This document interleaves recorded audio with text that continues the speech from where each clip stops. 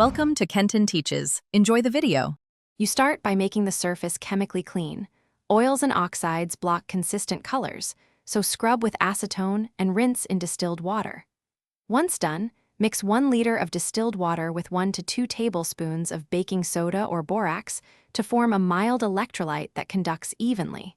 Make sure to clamp the titanium securely to an insulated lead as the anode and place a stainless steel cathode opposite it.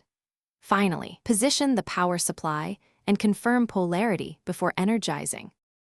You now control the oxide growth with voltage because titanium's colors come from thin film interference. Different voltages yield different thicknesses and therefore different hues. Once connected, ramp the voltage slowly to your target. Start low and watch the surface change. Then hold it for 30 to 90 seconds while gently agitating the bath to prevent localized heating. Make sure to limit current to avoid sparks and watch the electrolyte temperature. If it climbs rapidly, reduce voltage or pause to cool. Since consistent conditions, once your target color is achieved, you must switch off the power before extracting the piece. Safety first. Rinse the part immediately in distilled water to stop further anodizing, then dry it with a lint-free cloth or compressed air.